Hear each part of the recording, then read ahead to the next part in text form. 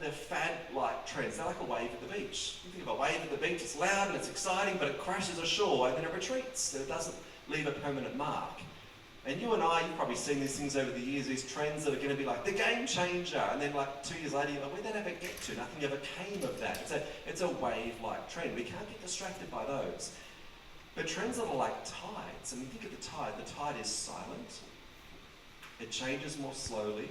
It's easy to actually miss the changing of the tides if you don't know where to look. But over time, a changing tide will reshape the entire coastline.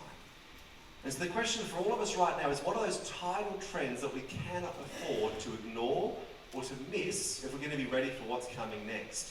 And I want to put it to you this morning, there are three tidal trends that will influence all of us over the next few years. As I go through these three tidal trends, I'm curious from your perspective, which one is going to be the biggest one for you? I have a hunch as to which it'll be, but I'll be curious to see what your reflections are. So if you have something to write some notes with, maybe grab it up. We'll move relatively quickly here, but the first tidal trend is going to be around this acceleration of digitisation, especially through the use of things like artificial intelligence and machine learning. We've seen this rapidly go ahead over the last 2 years, and we ain't seen nothing yet. In fact, think about how digitisation is really changing the game, again, in some really practical ways. For instance, you think about how over the last 2 years, we've seen that acceleration of the demise of cash.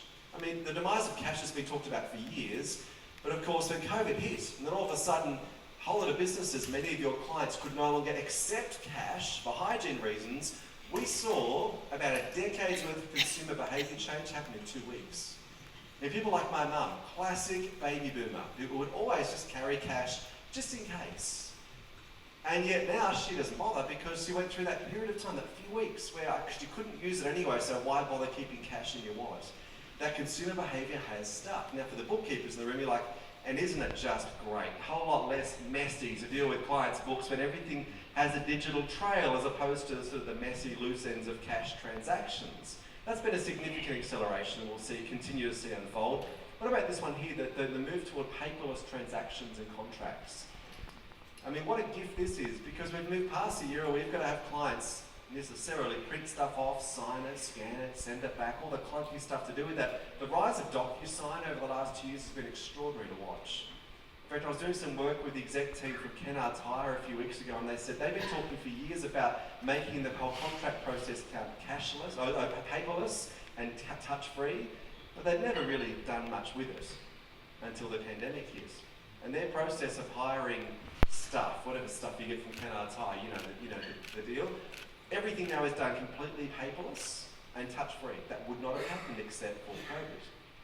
Now, of course, if you think about some of the trends that we've got to really keep a close eye on from a digitisation perspective, I mean, hey, we could probably just go deep on this afternoon and talk for 2 or 3 hours if we had time. But one that I wanted to just look at is what we're seeing happen right now, even as we speak, in the whole area of virtual and augmented reality. Now, virtual reality has galloped ahead over the last sort of year or two, especially in the area of one thing you've probably heard a lot about. This is the idea of the metaverse. Now, come and be really honest, hands up if you still don't really quite know what the metaverse actually is or what it means. Hands up if you're in that boat. I love the honesty because I like this don't. Okay, so put it really simply, the metaverse is like a virtual replication of the real world that you experience by putting on a set of virtual reality goggles. Like, that game Second Life all those years ago, the same sort of deal. You know what's amazing is we keep hearing about the metaverse, and of course Facebook changed